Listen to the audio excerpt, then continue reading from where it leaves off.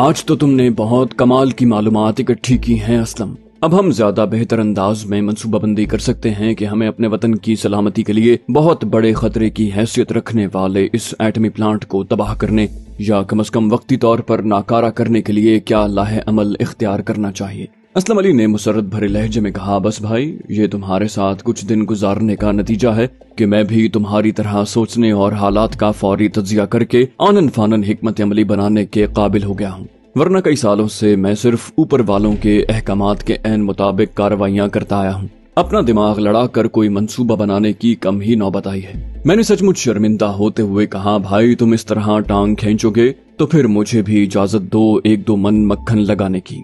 اسلم بھیا، جب سے تم مجھ سے آ کر ملے ہو میری عقل کے دروازے کھل گئے ہیں۔ تمہاری وجہ سے میں کئی ایسی حماقتوں کے ارتکاب سے بچا ہوں جو مجھے بہت بڑی مصیبت میں پھنسا سکتی تھی۔ اس کے علاوہ میں نے تم سے بہت مختصر سے وقت میں بھیس بدلنے اور میک اپ کے فن کی ایسی باریکیاں سیکھی ہیں جو مجھے شاید کوئی اور سال بھر میں بھی نہ سکھا سکتا۔ یہی نہیں، میں یہیں تک پہنچا تھا کہ اسلم علی اٹھ کر کھڑا ہو گیا اور میرے سامنے دونوں ہاتھ جوڑ کر سر جھکا دیا۔ بولا، مجھ سے بہت بڑی غلطی ہو گئی چھوٹے بھائی، آئندہ تمہارے سامنے اس حوالے سے سچ نہیں بولوں گا۔ اب ستائش باہمی کا یہ سلسلہ بند کر کے ہمیں اس بات پر دماغ لڑانا چاہیے کہ ہم اس شیطانی اڈے یعنی ایٹمی پلانٹ کو صفحہ ہستی سے مٹانے کے لیے کیا کر سکتے ہیں۔ میں نے مسکراتے ہوئے کہا، بہت خوب، اب آئے نا لائن پر۔ چلو اب آگے بتاؤ کہ ایٹمی پلانٹ میں کیسے داخل ہوئے اور اس کے بعد تم نے کیا مشاہدہ کیا۔ اسلم علی نے ہاں میں گردن ہلائی اور کہا، مزید کچھ بتانے سے پہلے یہ بتا دوں کہ وہاں کے سیکیورٹی کے نظام کی خاص بات مجھے یہ لگی کہ سیکیورٹی اہلکار جگہ جگہ گشت کرتے نظر نہیں آتے، مگر انہیں جیسے ہی کوئی شخص یا معاملہ مشکوک لگے یا کوئی بے ضابطگی کا ارتکاب کرتا دکھائی دے، وہ چراغ کے جن کی طرح فوراً نمودار ہو جاتے ہیں اور متعلقہ فرد سے موقع پر پوچھ گچھ کرنے کی بجائے اسے تحویل میں لے کر آنن فانن غائب ہو جاتے ہیں۔ مجھے یہ بات ایٹمی پلانٹ کے احاطے میں گاڑی کھڑی کرنے کی جگہ پر ایک دوسرے ڈرائیور نے انتباہ کے انداز میں بتائی تھی۔ میں نے کہا، اس کا مطلب ہے کہ وہاں چھپ کر نگرانی کرنے کا مربوط نظام موجود ہے۔ یہ بتاؤ، ایٹمی پلانٹ کے احاطے میں داخلے کے وقت پھاٹک پر تعینات سیکیورٹی کے عملے نے تم پر کوئی اعتراض تو نہیں کیا؟ اسلم علی نے کہا، مسلح گارڈز نے ناک بھوں تو چڑھائی تھی، مگر مجھے لگا کہ وہاں رتن کا اثر و رسوخ کافی زیادہ ہے۔ وہاں بھی فوجی ہی تعینات تھے، مگر انہوں نے رتن سے زیادہ بحث و تمہیز نہیں کی۔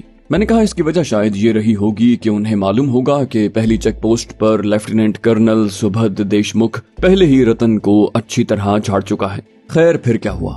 اسلم نے کہا، ہم پھاٹک سے اندر داخل ہوئے تو سڑک کچھ دور تک سیدھی چلتی رہی، پھر رتن کے کہنے پر میں نے گاڑی بائیں طرف موڑ دی۔ اب ہمارے دائیں طرف بہت اونچی اور بڑی عمارت دکھائی دی، جبکہ سامنے وہی دو سفید قامت ڈرم نما عمارتیں دکھائی دی۔ ان کے ساتھ کئی عام قسم کی چھوٹی بڑی عمارتیں بھی استادہ تھیں۔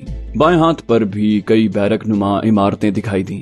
تاہم ان ڈرم نما عمارتوں کے قریب پہنچنے سے پہلے ہی رتن نے گاڑی بائیں طرف جاتی ایک سڑک پر مڑوا دی۔ کوئی 100 گز چلنے کے بعد ہم انگریزی کی بریکٹ کی شکل میں بنی 2 حصوں پر مشتمل دفتری عمارت کے سامنے پہنچ گئے۔ رتن کے اشارے پر میں گاڑی دائیں طرف والی عمارتی بازو کے عقب میں لے گیا۔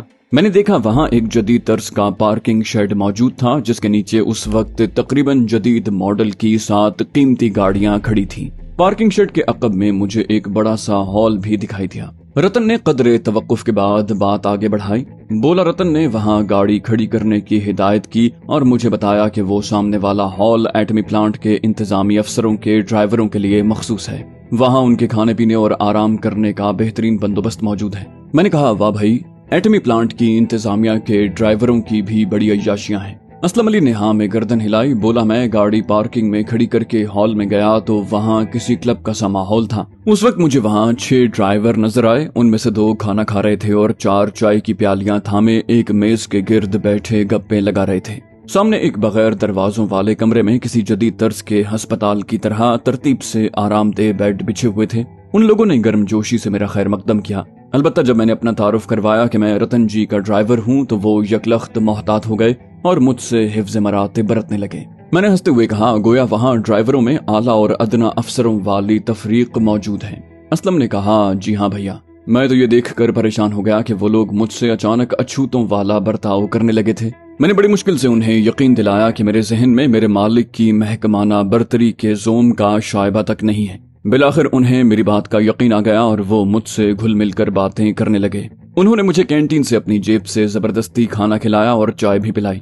मेरे पूछने पर उन्होंने बताया कि यहाँ चाय बिल्कुल फ्री है, जबकि खाने के 1/4 दाम लिए जाते हैं। ये आपकी मर्जी है कि हाथ के हाथ अदायगी कर दें या उधार के खाते में लगवा दें, जो महीने की पहली तारीख को तनख्वाह से मिन्हा हो जाता है। मैंने कहा इसका मतलब है वहाँ छोटे मुलाजमीन को वाकई रियायतें दी गई हैं। असलम अली ने कहा हाँ, मगर साथ ये भी पाबंदी है कि साहब लोगों को ड्यूटी पर पहुंचाने के बाद उनकी छुट्टी होने तक ड्राइवर उसी जगह तक महदूद रहेंगे। अब ये उन पर है कि वो ये 8-10 घंटे सोकर गुजारते हैं या ताश वगैरह की बाजियों में टाइम लगाते हैं। खाने के बाद हमने शाम तक पहले ताश और फिर चौसर की बाजी लगाई थी। अलबत्ता दफ्तर की छुट्टी होने के बाद मैं लगभग 2 घंटे वहाँ तन्हा रहा। असलम अली के बात मुकम्मल करते ही मैंने कहा इसका मतलब है साहब लोगों के ड्राइवरों को एटमी प्लांट की हुदूद में आजादाना घूमने फिरने की इजाजत नहीं है। असलम ने कहा हाँ, रतन ने बताया कि सिक्योरिटी की सख्ती के अलावा इसकी एक वजह यह भी है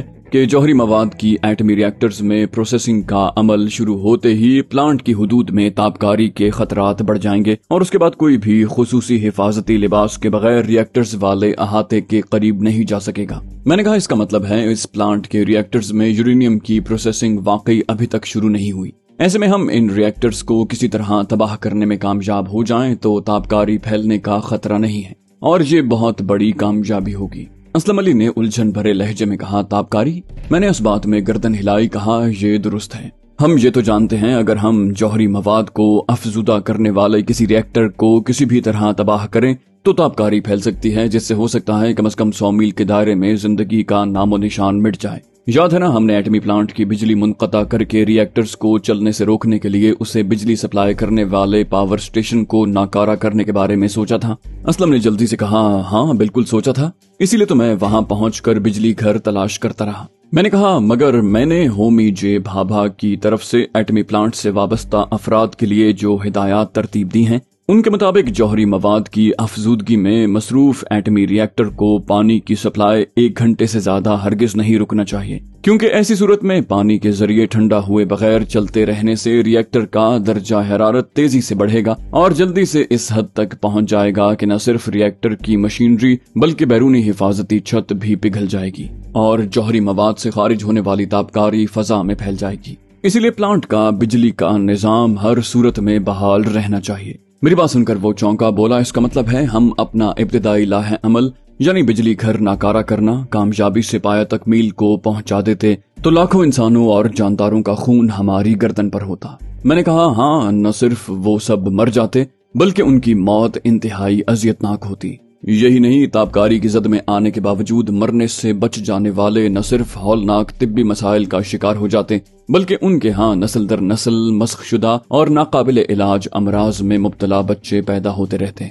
असलम अली ने तशवीश भरी नजरों से मुझे देखा। मैंने अपनी बात आगे बढ़ाई, कहा दरअसल तुम लोगों के तारापुर एटमी प्लांट रवाना होने के बाद मैंने ज्यादा से ज्यादा मालूमात की तलाश में सीधे रतन की ख्वाबगाह का रुख किया था। रतन की सूरत वाली ख्वाबगाह में तो मुझे बेशकीमत मालूमात की हामिल कई फाइलें मिली थीं, मगर यहाँ उसकी मुताल्ले की मेज की दराज से एक ही फाइल मिल सकी जो होमी जे भाभा की तरफ से तारापुर प्लांट से मुताल्लिक तमाम अफराद के लिए तकनीकी हिदायत पर मुश्तमिल थी कि उन्हें प्लांट की हुदूद में क्या करना है और क्या करने से बचना है। उसी फाइल में लिखा था कि रिएक्टर्स में जौहरी मवाद की अफजूदगी शुरू होने के बाद डैम से बरकी मोटरों के जरिए पानी की फराहमी मुसलसल जारी रहना चाहिए, वरना पूरा प्रोजेक्ट तबाह हो जाएगा। असलम अली ने मेरी बात गौर से सुनी और फिर गहरी संजीदगी से कहा, ये ठीक है कि बेगुनाह इंसानों को हलाक करने की ना हमारा मजहब इजाजत देता है और ये हमारी कौमी पॉलिसी के भी खिलाफ है, मगर हम इस एटमी प्लांट के चलते रहने के भी मुतहम्मिल नहीं हो सकते, क्योंकि बिजली की पैदावार की आड़ में इस मुल्क के पाकिस्तान दुश्मन करता धरता दरअसल एटम बम बनाकर जौहरी ताकत बनना चाहते हैं। हमारी फौज तादाद और ताकत में बहुत कम होने के बावजूद ईमान की कुव्वत और हम वतनों की दुआओं और हौसला अफजाई की बदौलत तादाद और हथियारों के एतबार से अपने से कई गुना बड़ी हिंदुस्तानी फौज का दूबदू मुकाबला तो कर सकती है, मगर रिवायती हथियारों के साथ साथ हिंदुस्तान के पास एटमी हथियार भी आ गए तो उसे फैसला कुन बरतरी हासिल हो जाएगी। मैंने भी संजीदगी से कहा, तुम बिल्कुल ठीक कह रहे हो भाई। हमारा ये अज़ली दुश्मन तो अब भी हमें आंखें दिखाने और नुकसान पहुंचाने का कोई मौका जाया नहीं करता। एटमी ताकत बनने के बाद तो ये हमारी कौम के लिए सुख का सांस लेना दूभर कर देगा। उसके बाद ये अपना अखंड भारत का ख्वाब पूरा करने के लिए ज्यादा जोरों शोर से कार्रवाइयां आगे बढ़ाएगा। मैंने बात खत्म की तो असलम अली ने कुछ सोचते हुए कहा, अल्लाह रब्बुल इज्जत ने हम दोनों को इस मरहले तक अपनी किसी मसलहत के तहत ही पहुंचाया है भाई। हमें अब कोई ऐसा रास्ता ढूंढना है कि हम ताबकारी फैलने के खतरे से बचकर इस एटमी प्लांट को नाकारा बना सकें। मैंने कहा, यार मैंने सोचा था कि तुम्हें रतन के ड्राइवर की हैसियत से एटमी प्लांट की हद में बिला रोक टोक घूमने फिरने का मौका मिलेगा तो शायद तुम अपना मकसद हासिल होने का कोई उम्दा तरीका सोच सको। मगर तुमने इंतजामिया के ड्राइवरों को दिन भर एक पुरासाइश डड़बे तक महदूद रखने की जो मालूमात दी हैं, उसकी रोशनी में तो मुझे तुम्हारा वहां तक पहुंचना बेसूद ही लग रहा है। बिजली घर तो दरकनार, तुम तो एटमी प्लांट के लिए समंदरी पानी को जखीरा करने वाले डैम की नौयत और जिसामत जैसी मालूमात भी हासिल करने से कासिर रहोगे। असलम अली ने उदास से अंदाज में धीरे से सर हिलाया, बोला, कुछ ऐसा ही लग रहा है भाई। हमें कोई मुतबादिल लाहे अमल बनाना पड़ेगा, वो भी हंगामी तौर पर। रतन बता रहा था कि हम ज्यादा से ज्यादा 3-4 दिन में यहाँ से वापस सूरत रवाना हो जाएंगे। मैंने कहा, तुम ठीक कह रहे हो। मुझे असल तशवीश इस बात पर है कि इस मामले में अक्सर जगह रतन भी बेबस है। मेरा मतलब ये है कि मैं उस पर जोर डालकर भी उसे मुझे अपने साथ एटमी प्लांट में ले जाने पर मजबूर नहीं कर सकता। वो चाहे भी तो ये नहीं कर सकता, क्योंकि जैसा कि तुम्हारी बातों से साफ जाहिर है, वहाँ के सिक्योरिटी के निजाम में कोई नरमी या लचक लाना रतन जैसे बाइख्तियार अफसर के लिए मुमकिन नहीं। असलम अली ने कहा, भाई मुझे यहाँ तक यकीन है कि अगर कल या परसों तक मेरा फोटो वाला सिक्योरिटी कार्ड नहीं बना तो वहाँ तैनात गार्ड्स मुझे एटमी प्लांट में घुसने नहीं देंगे,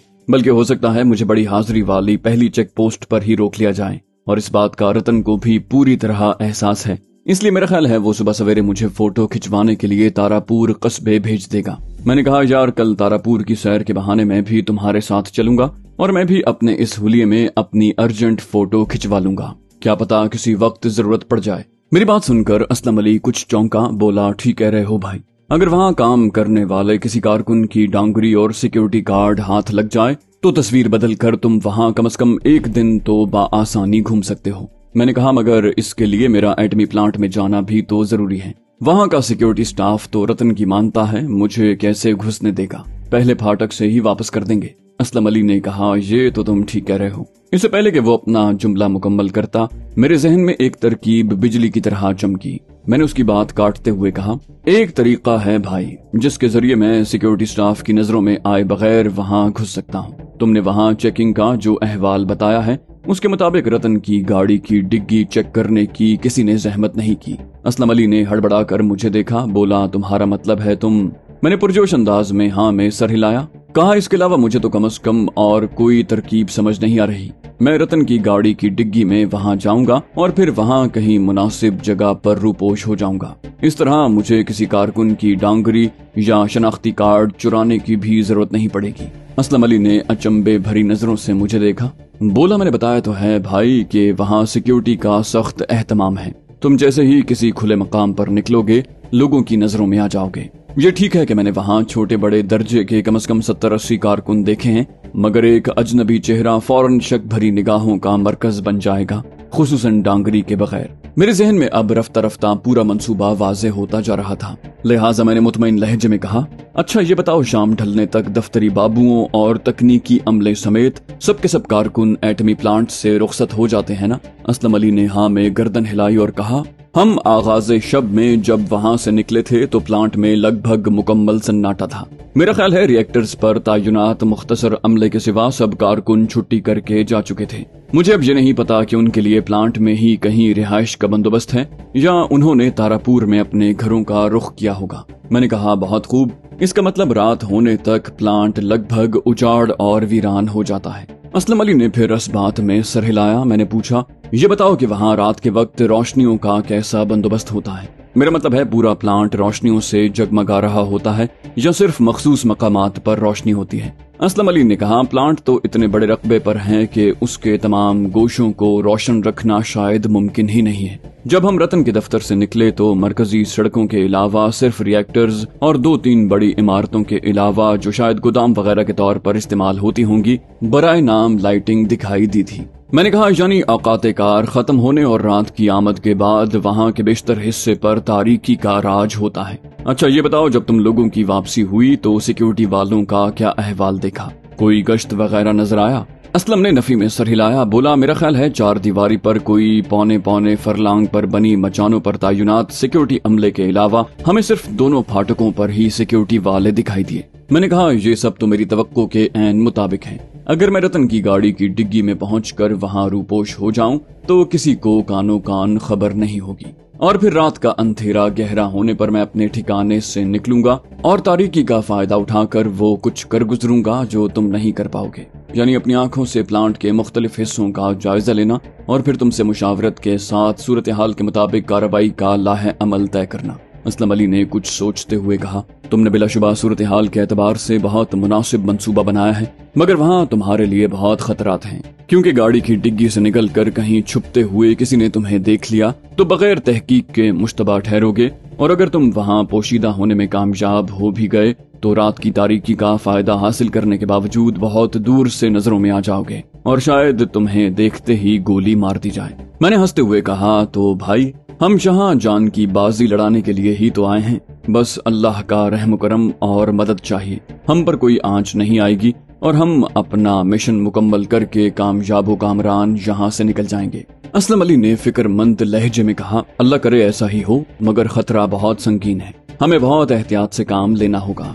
काश किसी तरह मैं भी तुम्हारे साथ वहाँ ठहर सकता। 1 और 1 11 होते हैं, हम दोनों मिलकर बेहतर अंदाज में काम कर सकते हैं और किसी खतरे की सूरत में एक दूसरे की ढाल बन सकते हैं। मैंने कहा इसमें कोई शक नहीं, बज़ाहिर हम दोनों की एक साथ एटमी प्लांट में मौजूदगी का कोई इम्कान नजर नहीं आता, मगर हमें दिमाग लड़ाते रहना चाहिए, शायद कोई रास्ता नजर आ जाए। असलम अली ने आमीन कहा और फिर कदरे तवक्कुफ के बाद एक बार फिर फिक्रमंद लहजे में बोला, मगर भाई सवाल ये है कि क्या तुम यहाँ से प्लांट तक का तमाम रास्ता कार की डिग्गी में तय करोगे? काफी तवील और अच्छा खासा नाहमवार रास्ता है, सारे इंजर पिंजर ढीले हो जाएंगे। उस गाड़ी की डिग्गी भी बहुत ज्यादा बड़ी नहीं है, ये भी देखना पड़ेगा कि डिग्गी में कोई सामान तो पहले से मौजूद नहीं। मैंने कहा ये बताओ, उस गाड़ी की स्टेपनी क्या उसकी डिग्गी के अंदर है? अगर इजाफी टायर डिग्गी में हुआ तो वाकई जगह बहुत कम हो जाएगी। असलम अली ने मसरूर से लहजे में कहा, नहीं, गाड़ी की स्टेपनी तो बाहर फ्यूल टैंक के नीचे है, मगर मैं फिर कह रहा हूँ कि गाड़ी की तंग डिग्गी में इतना तवील सफर काफी तकलीफ देह साबित होगा। मैंने कहा अब जो सूरत हाल भी हो देखा जाएगा, तकलीफ होगी तो बर्दाश्त कर लूंगा। असलम अली ने अचानक जोशीले लहजे में कहा, मगर यार तुम्हें पहुंचने वाली तकलीफ का दौरानिया कम करने का एक तरीका तो समझ आ रहा है, अगर तुम्हें उसमें कोई सुकून महसूस हो तो बता दो। मैंने कहा पहले तुम बताओ तो सही, उसके बाद ही मैं किसी फैसले पर पहुंच सकता हूँ। असलम अली ने कहा, मेरा मशवरा है कि यहीं इस बंगले से गाड़ी की डिग्गी में छुपने की बजाय तुम हमसे पहले तारापुर की तरफ रवाना हो जाओ और फिर तारापुर एटमी प्लांट से कुछ पहले गाड़ी की डिग्गी में मुंतकिल हो जाओ। इस तरह हमारा मकसद भी हासिल हो जाएगा और तुम्हें बहुत ज्यादा देर तक डिग्गी की अजियतनाक कैद में भी नहीं रहना पड़ेगा। मैंने उसकी तजवीज पर गौर करते हुए कहा, यार तुम कह तो ठीक रहे हो, ऐसा मुमकिन तो है, मगर उसके लिए तो मुझे तुम लोगों से बहुत पहले बस वगैरह के जरिए बोईसर से निकलना पड़ेगा, क्योंकि मेरा पहले मुकर्रर मकाम पर मौजूद होना जरूरी है। असलम अली ने कहा, मेरा ख्याल है ये कोई इतना बड़ा मसला नहीं है, हम दोनों सुबह होते ही बोईसर के बाजार का रुख करेंगे और तस्वीर खिंचवाते ही तुम कोई सवारी लेकर तारापुर की तरफ रवाना हो जाना। हम कितनी भी अर्जेंट तस्वीर खिंचवाएं, उनका प्रिंट मिलने में 1 घंटा 1.5 घंटा तो लगेगा। मैं स्टाफ कॉलोनी वापसी में मजीद देर लगा दूंगा और वहाँ से निकलने के बाद भी कोई बहाना बनाकर गाड़ी रास्ते में रोक दूंगा। इतने में तुम अपनी तयशुदा जगह पहुँच चुके होगे। मैंने कहा चलो ठीक है, मगर वो तयशुदा मकाम है कौन सा भाई? ये तो तुम ही बताओगे, क्योंकि तुम ही उस रास्ते पर सफर कर चुके हो। असलम अली ने हाँ में गर्दन हिलाई और फिर सोच में डूब गया। फिर उसने कहा, मैंने तुम्हें शायद बताया है, जब हम बोईसर से तारापुर गांव की तरफ जाते हैं तो एटमी प्लांट की तरफ जाने के लिए नवी तलवाड़ी चौराहे से बाएं तरफ मुड़ते हैं। उस चौराहे से कोई निस्फ मील पहले एक छोटी सी बस्ती आती है जहां मैंने एक कदीम मंदिर देखा है। मैंने बात से बात निकालने के लिए और अपनी धर्म से मोहब्बत के इजहार के लिए रतन से उस मंदिर का नाम पूछा था। जहाँ तक मुझे याद है उसने उस मंदिर का नाम स्वयंभव संतोषी माता मंदिर बताया था। तुम ऐसा करना कि जिस बस से तारापुर जाओगे उसे उस मंदिर के पास रोकने को कहना। इस तरह तुम्हारे रास्ते में उतरने पर किसी को शुबा भी नहीं होगा। साथ ही मुसाफिर और कंडक्टर वगैरह तुम्हें कोई कट्टर अकीदतमंद समझेंगे। मैं भी किसी बहाने वहीं गाड़ी रोक लूंगा। मैंने हकीकी इत्मीनान के साथ कहा, तुमने बहुत मुनासिब मकाम का इंतखाब किया है ब्रादर। इंशाल्लाह मैं तुम्हें वहाँ अपना मुंतजर मिलूंगा। बल्कि सबसे अच्छी सूरत तो ये है कि तुम संतोषी माता के दर्शन के बहाने न सिर्फ खुद मंदिर में हाजिरी दो बल्कि रतन को भी अपने साथ घसीट कर ले जाओ। आखिर तुम उसके चहीते चमचे बन चुके हो। मेरी बात सुनकर उसने क़हक़हा लगाया और कहा, ये तो तुमने अच्छी तजवीज पेश की है। वैसे मुझे नहीं लगता कि उसे धर्म से कोई खास दिलचस्पी है। मैंने कहा, उसे न सही, तुम तो खुद को कट्टर धार्मिक जाहिर कर सकते हो। उसे कहना कि तुम्हारी खातिर संतोषी देवी के सामने माथा टेकने चले या कम से कम मंदिर में हाजिरी ही दे दे। उसने कहा, चलो मैं अपनी तरफ से कोशिश तो करूंगा, कम से कम गाड़ी तो वहाँ जरूर रुकेगी। तभी मेरे जहन में एक ख्याल आया। मैंने कहा, यार बात तो कदरे गैर इखलाकी और नामाकूल सी है, मगर अपना मकसद हासिल करने के लिए ये नाजेबा दाव भी आजमाया जा सकता है। असलम अली ने चौंक कर मुझे देखा, बोला, यार ये अखलाकियात की कहानी एक तरफ रखो और मुझे अपने जहन में आने वाली तरकीब बताओ। मैंने कहा, दरअसल मैं सोच रहा था कि शादी को इतने साल गुजरने के बावजूद पूर्णिमा और रतन किसी बच्चे के वालिदैन नहीं बन सके। बज़ाहिर दोनों सेहतमंद भी दिखाई देते हैं। ऐसे में आमतौर पर जिस्मानी इलाज मुआलजे के साथ साथ या उसके बावजूद नाकामी पर औलाद होने की मुराद पूरी होने पर मजहबी मकामात पर मन्नत मानी जाती है। तुम रतन को इस जाविये से घेरने की कोशिश कर सकते हो। मेरी बात सुनकर असलम अली ने चौंक कर मेरी शक्ल देखी और फिर पुरजोश लहजे में बोला, वाह भाई, ये बिल्कुल सामने की बात मेरे जहन में क्यों नहीं आई। पहले इस जाविये से सोचा होता तो अब तक इस मौजू पर उससे सुनगुन ले चुका होता। हो सकता है यही उसकी दुखती रग हो और हम उसकी जज्बाती कमजोरी अपने मफाद में इस्तेमाल कर लें। मैंने एतराफ में कोई हर्ज न समझा। कहा, भाई सच्ची बात तो ये है कि मामले का ये पहलू अभी जहन में वाजे हुआ है। बहरहाल वो फौरी तौर पर फंसे या न फंसे, तुम उस पर ये जज्बाती जाल जरूर फेंक देना। और हाँ, तारापुर की तरफ रवाना होने से पहले तुम्हारे पास मौजूद हथियार और ज्यादा से ज्यादा गोलियां भी गाड़ी की डिग्गी में छुपाना होंगी। खुदा जाने वहाँ किस तरह के हालात का सामना करना पड़ जाए, तुम्हारा पिस्तौल और गोलियां भी मेरे काम आएंगी। असलम अली ने कहा, फिक्र न करो बरादरम, कल सुबह फोटो खिंचवाने के लिए जाने से पहले ही मैं अपना पिस्तौल और एमुनिशन डिग्गी में छुपा दूंगा। अपना पिस्तौल और तमाम गोलियां तो पहले ही तुम्हारी तहवील में होंगी। मैंने पूछा, क्या हमें तस्वीर बनवाने के लिए जाने के लिए रतन से इजाजत की जरूरत पड़ेगी? असलम ने नफी में सर हिलाया, बोला, वो तो काफी देर से जागता है। तब तक हम कोई मुनासिब सा फोटोग्राफर ढूंढ कर तस्वीरें खिंचवा चुके होंगे और शायद तुम तारापुर की तरफ रवाना भी हो चुके होगे। असल में रतन तो मुझे पहले ही बता चुका है कि मुझे ये काम जल्द अज जल्द करना है और मुझे ये पहले ही पता है कि मुझे किस साइज की तस्वीर बनवानी है। मैंने कहा, फिर तो मसला हल हो गया। अब तुम जाकर सो जाओ ताकि अल सुबह कस्बे के बाजार की तरफ निकल सकें। नीम देही इलाका है, उम्मीद है बाजार सुबह सवेरे खुल जाता होगा। असलम ने इस बात में सर हिलाया और उठ खड़ा हुआ। उसने एहतियातन आधा दरवाजा खोलकर बाहर झांका और फिर मुतमईन होकर अपने ठिकाने की तरफ चल दिया। मैंने अंदर से दरवाजे की कुंडी चढ़ाई और अपना बराटा उसकी खुफिया पनाहगाह से निकाल लिया। मैंने उसका चैम्बर खींचकर और ट्रिगर दबाकर महज रस्मन उसकी आजमाइश की और फिर दोनों मैगजीन लबालब भर के बाकी गोलियां लिबास की अंदरूनी जेबों में डाल ली। फिर मैं अपना बराटा तकिए तले रख कर सो गया।